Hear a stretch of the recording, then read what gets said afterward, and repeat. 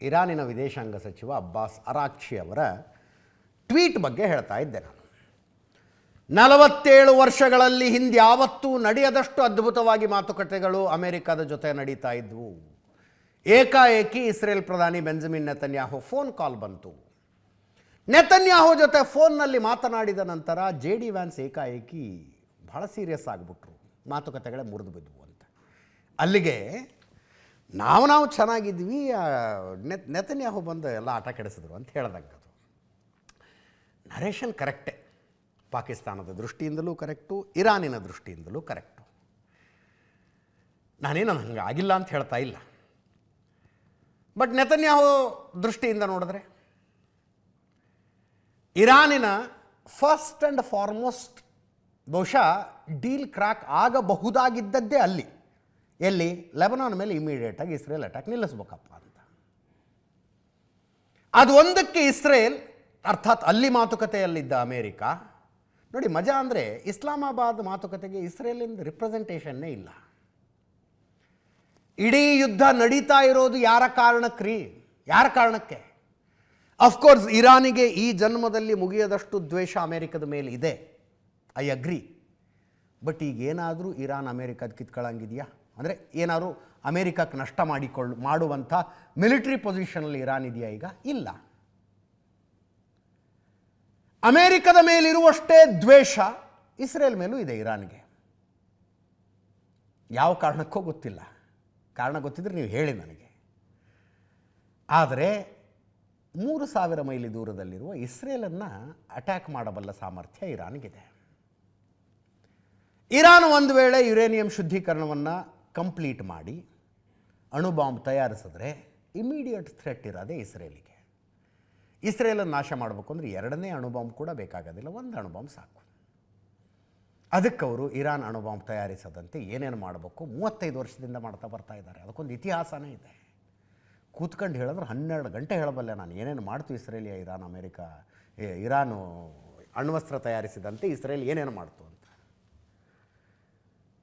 ಶತಾಯಗತಾಯ Iran ಹತ್ರ ಅಣ್ವಸ್ತ್ರ ಇರೋದು ಇಸ್ರೇಲಿಗೆ ಬೇಕಾಗಿಲ್ಲ.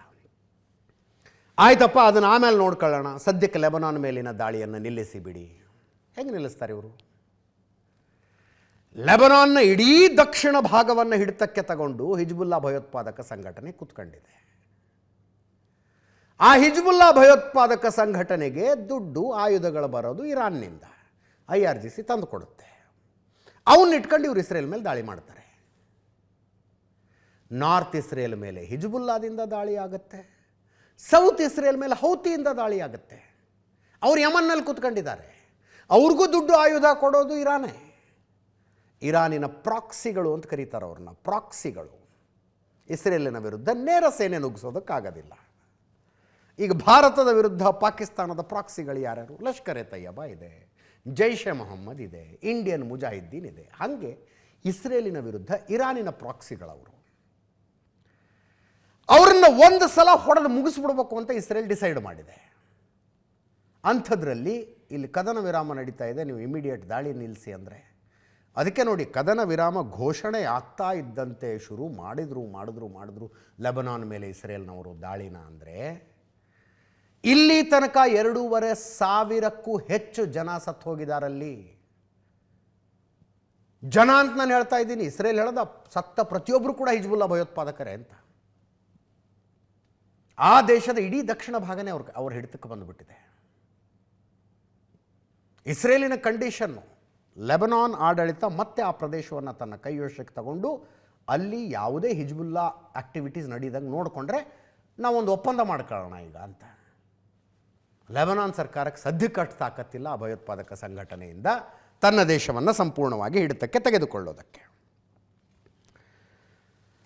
ಈಗ ಬೆಂಜಮಿನ್ ನೆತನ್ಯಾಹು ಹೇಳ್ತಾ ಇದ್ದಾರೆ, ಹಾರ್ಮುಜ್ ಜಲಸಂಧಿಯನ್ನು ವಶಪಡಿಸಿಕೊಳ್ಳೋದಕ್ಕೆ ಅಮೆರಿಕ ನಡೆಸುವ ಪ್ರಯತ್ನಗಳಿಗೆ ನಾವು ಬೆಂಬಲವಾಗಿ ನಿಲ್ತೀವಿ ಅಂತ.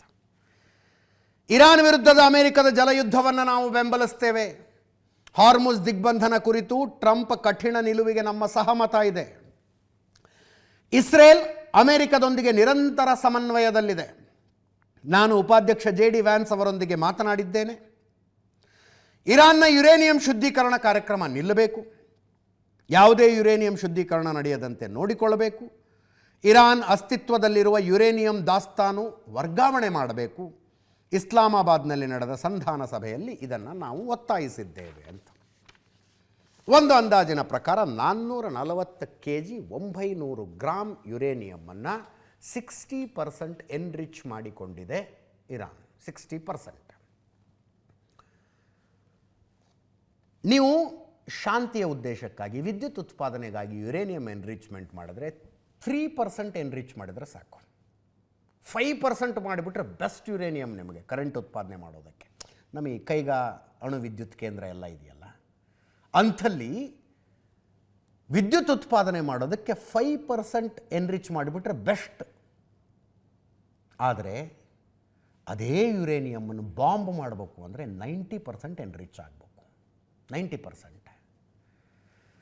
5% ತನಕ ಎನ್ರಿಚ್ ಮಾಡುವ ಟೆಕ್ನಾಲಜಿಯನ್ನು ಇವರೇ ಕೊಟ್ಟುಬಿಟ್ಟಿದ್ದಾರೆ ಇರಾನಿಗೆ. ನೀವು ವಿದ್ಯುತ್ ಉತ್ಪಾದನೆ ಮಾಡ್ಕೊಂಡಿರಪ್ಪ ಅಂತ. ಬಟ್ ಇರಾನ್ ಅದರಿಂದ ಮತ್ತೆ ಅಡಿಷ್ನಲ್ ಎನ್ರಿಚ್ಮೆಂಟ್ ಮಾಡಿಕೊಂಡು 60% ತನಕ ರೀಚ್ ಆಗಿದೆ. ಅದನ್ನು 90% ಮಾಡೋ ಗುರಿ ಇದೆ ಅದಕ್ಕೆ. 60% ಮಾಡಿದ್ದನ್ನು 90% ಮಾಡಿದ್ದು ದೊಡ್ಡ ವಿಷಯನೇ ಅಲ್ಲ. ದೊಡ್ಡ ವಿಷಯ ಅಲ್ಲ. ಈಗ ಫಾರ್ ಎಕ್ಸಾಂಪಲ್ ಒಂದು ದೇಶದಲ್ಲಿ ಸೈಕಲ್ ಮೇಲೆ ಓಡಾಡ್ತಿದ್ರು ಅಂತ ಇಟ್ಕೊಳ್ಳಿ.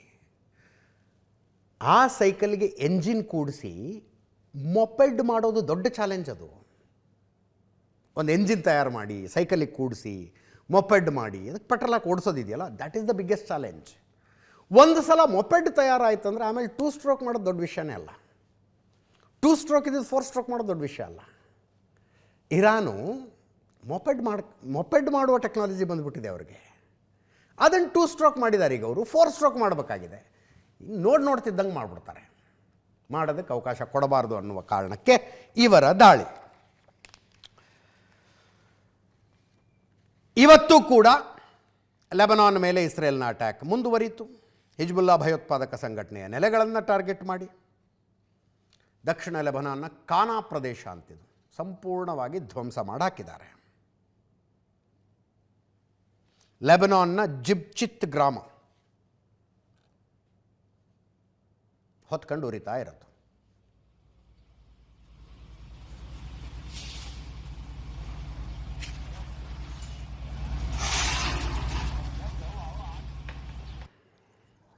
ಎರಡು 2550ಕ್ಕೂ ಹೆಚ್ಚು ಸಾವುಗಳು ಲೆಬನಾನ್ನಲ್ಲಾಗಿದ್ದಾವೆ.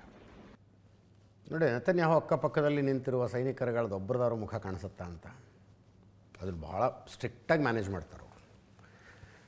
ಅವ್ರ ಮೇಲೆ 2023 ಅಕ್ಟೋಬರ್ 7 ಹಮಾಸ್ ಭಯೋತ್ಪಾದಕ ದಾಳಿ ಆದಾಗಲೂ ಕೂಡ ಪ್ರತಿ ದಾಳಿ ಮಾಡ್ತಾ ಇದ್ದಂಥ ಪೈಲಟ್ಗಳನ್ನು, ಕಮಾಂಡೋಗಳನ್ನು ನಿರಂತರವಾಗಿ ನೆತನ್ಯಾಹು ಭೇಟಿಯಾಗಿ ಮಾತುಕತೆ ನಡೆಸ್ತಿದ್ರು. ಆ ವಿಡಿಯೋಗಳನ್ನು ಮಿಲಿಟ್ರಿ ಮಾತ್ರ ರಿಲೀಸ್ ಮಾಡಬೇಕಾಗಿತ್ತು. ಎಲ್ಲ ಮುಖಗಳನ್ನು ಬ್ಲರ್ ಮಾಡಿ ರಿಲೀಸ್ ಮಾಡ್ತಿದ್ರು ಅವರು. ಎಲ್ಲ ಮುಖಗಳನ್ನು. ಸಣ್ಣ ದೇಶ ರೀ. ಅಲ್ಲಿ ವೆಸ್ಟ್ ಬ್ಯಾಂಕ್ನಿಂದ ಇಸ್ರೇಲ್ ಒಳಗಡೆ ಸುಮ್ಮನೆ ಆರಾಮಾಗಿ ಒಂದು ಟೋಲ್ ಬೂತ್ ಇದ್ದಂಗೆ ಇರುತ್ತೆ, ದಾಟ್ಕೊಂಡು ಓಡಾಡ್ತಿರ್ಬೋದು. ಯಾವುದಾದ್ರೂ ಮುಖನ ವೆಸ್ಟ್ ಬ್ಯಾಂಕ್ನಲ್ಲಿರುವ ಯಾವನಾರೂ ನೆನಪಿಟ್ಕೊಂಡು ಬಂದು ಟಾರ್ಗೆಟ್ ಮಾಡೋದಿಲ್ಲ ಅನ್ನುವ ಗ್ಯಾರಂಟಿ ಏನು? 2023 ಅಕ್ಟೋಬರ್ 7 ತನಕ ಗಾಜಾಯಿಂದನೂ ಹಾಗೆ ಓಡಾಡಬಹುದಾಗಿತ್ತು.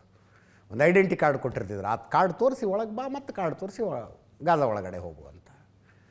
ಆ ಕಾರಣಕ್ಕಾಗಿ ಬಹಳ ಎಚ್ಚರಿಕೆ ವಹಿಸ್ತಾರೆ ಅವರು. ಇರಲಿ ನೋಡಿ, ಈ ಯುದ್ಧ ಶುರುವಾಗೋದಕ್ಕಿಂತ ಮುಂಚೆ ಫೆಬ್ರವರಿ 28ನೇ ತಾರೀಕು per barrel crude oil rate ಎಷ್ಟಿತ್ತು? $73. $73 ಇತ್ತಷ್ಟೇ. ಯುದ್ಧ ಶುರುವಾಗ್ತಾ ಇದ್ದಂತೆ ಮೇಲೋಯಿತು, ಕೆಳಗಿಳಿತು, ಮೇಲೋಯಿತು, ಕೆಳಗಿಳಿತು.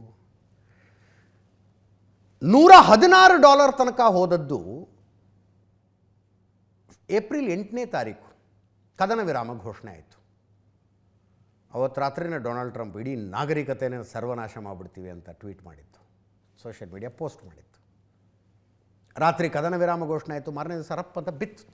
$116 ಹೋಗಿ $95 ಬಿತ್ತು. ಇಸ್ಲಾಮಾಬಾದ್ನಲ್ಲಿ ಮಾತುಕತೆ ಮುರಿದು ಬಿದ್ದದ್ದು ಕೂಡ ತುಂಬ ದೊಡ್ಡ ಪ್ರಮಾಣದಲ್ಲಿ ಏನು ಎಫೆಕ್ಟ್ ಮಾಡಲಿಲ್ಲ ಕ್ರೂಡ್ ಆಯಿಲ್ ಪ್ರೈಸ್ನ. ಈಗ ಟ್ರಂಪ್ ಮತ್ತೆ ಹಾರ್ಮುಜ್ ಜಲಸಂಧಿಯಲ್ಲಿ ದಿಗ್ಬಂಧನ ಅಂತ ಹೇಳಿದ್ರಲ್ಲ, $104 ತನಕ ಏರ್ತು. $104 ತನಕ.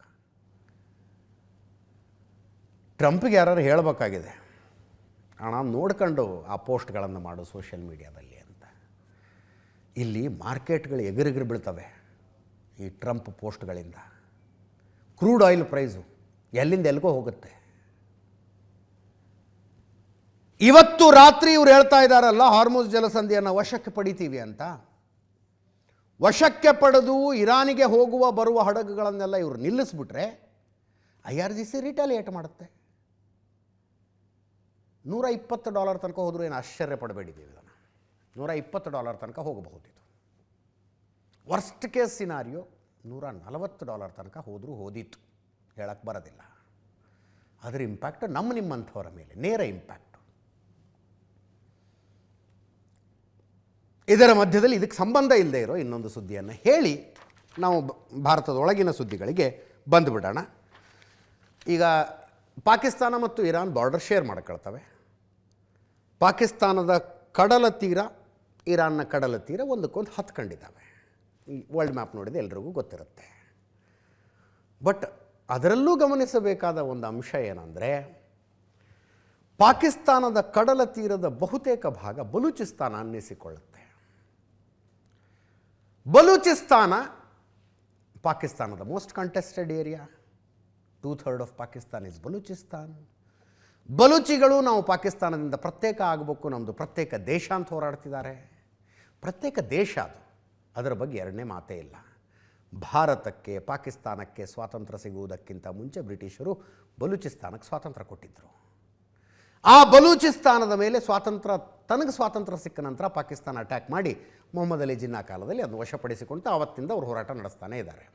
ಇದು ಆ ಬಲೂಚಿ ಪ್ರತ್ಯೇಕತಾವಾದಿಗಳು, BLA ಅಂತ ಕರೀತಾರೆ, ಬಲೂಚಿ ಲಿಬರೇಷನ್ ಆರ್ಮಿ ಅಂತ.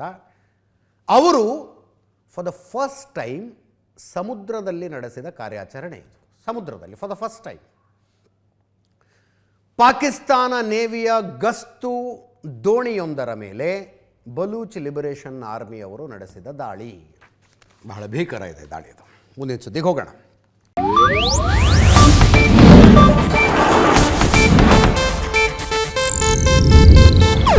ಇದು ಏಷ್ಯಾನೆಟ್ ನ್ಯೂಸ್ ನೆಟ್ವರ್ಕ್ ಪ್ರಸ್ತುತಿ.